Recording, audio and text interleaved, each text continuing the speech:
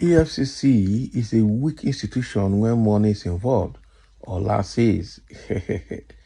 This is a very serious one, I tell you.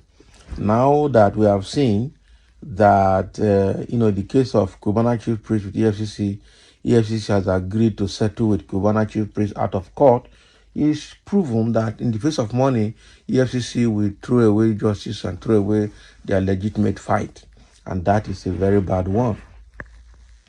The Efcc and Financial Crimes Commission has been berated and described as a weak institution when handling high-profile crime cases. So in a statement on X on Tuesday, a social media influencer with the handle at Trend with Ola berated the EFCC for agreeing to an out-of-court settlement with celebrity barman Pascal Okechukwu, popularly known as Cubana chief priest. So the influencer described how Cubana chief priest gets backroom settlement for allegedly committing the same crime popularly crossdresser Idris Olarewaju Okuneye, also known as Bobrisky, languishes in jail for. Exactly.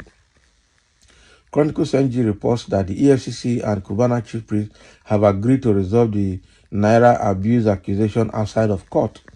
The act of court settlement was announced when the hearings resumed on Thursday.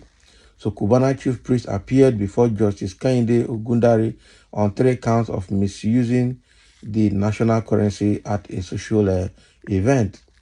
So these actions contradict the Central Bank Act of 2007. He is accused of spraying and tampering with Naira notes during social function at Lagos Eko Hotel. In reaction to the news, the influencer alleged that the EFCC is a weak institution when money exchanges hands. So in this life, try to get money, but please, legitimately. Cubana priest just made us aware that the EFCC is a weak institution when money is involved. Bobrisky was just an unfortunate human being used as a scapegoat, he wrote. He also alleged that the embattled former Governor of Kogi State, Yaya Bello, would still walk freely after his case with the EFCC. So the embattled former Governor of Kogi State stirred up social media with his school children's invoice payment after allegations that he withdrew a large sum of money from the Kogi State coffers. So Bello paid $845,000 in school fees in advance for his children at the American International School of Abuja.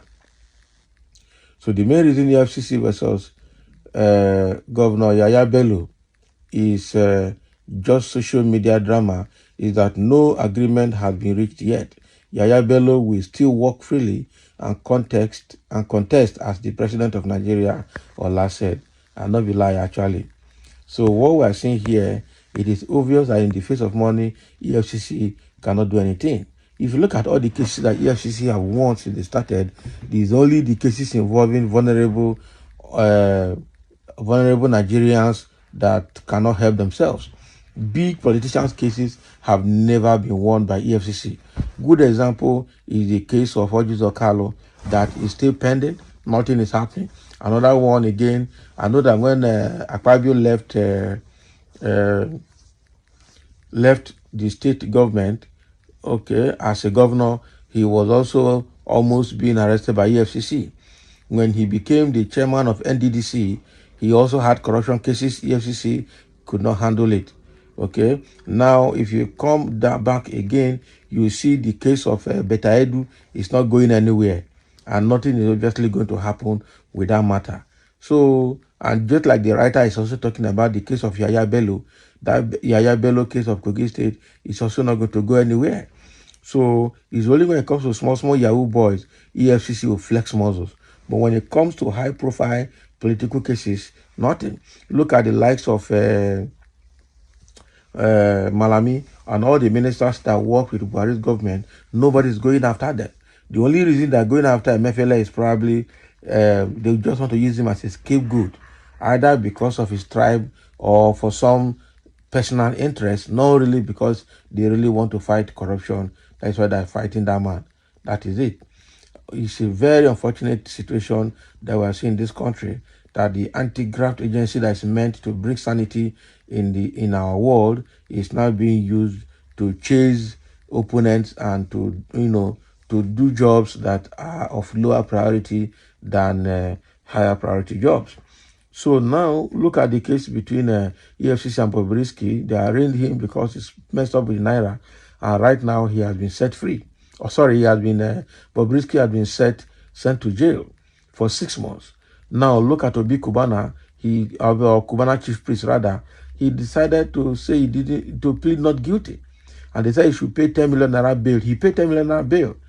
He was bragging. Everybody saw him bragging that money is water, money now water. So he will settle them with money. As if that is not enough, now they have agreed to settle with him out of court. What has changed? And while Anokunaya was, or rather Bobrisky, was, sentenced without option of fine. So how can the same similar offense is now what Cubana chief priest is going to settle out of court with EFCC, and EFCC has agreed. So what has changed?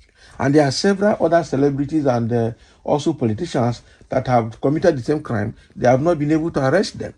A good example is the case of Odumeje, that we saw how he spreads money and spray money and match money in his church, but still they can't tamper with him. Okay, we also learned when they wanted to arrest what is his name, Wala Zazu. Okay, and the musician and that guy shouted out that they submitted his name to EFCC, that EFCC should not arrest him. Okay, and until now they can't do him anything. Apart from that, who are the people that even spray money so much in this country? They are all Southwest people as well, and Southeast. Almost everybody in Nigeria spray money so much, especially. I bet if you look at people that spray money, I don't know how to describe them, because the real people that have made money through their serious sweat, people like Dangote, you can never see Dangote spraying money. You can never see what's his name, the former chairman of Zenith Bank, okay, spray money. You can never see people like all these heavy businessmen spray money in any occasion. They will just pass back either credit your account or put in an envelope for you. But all these small people money means through that the people that will spray money everywhere and cause confusion everywhere. Quite an unfortunate situation. So now the Nigerians are now telling the EFCC that when it comes to big politicians and big people, and when money is involved, EFCC is a weak institution. But when it involves a small, vulnerable Nigerian, you will see them flexing their muzzle. And good example is this case between the EFCC and Bobrisky, and the EFCC and the Cubana chief priest. What is the difference? You can let us know in the comment section.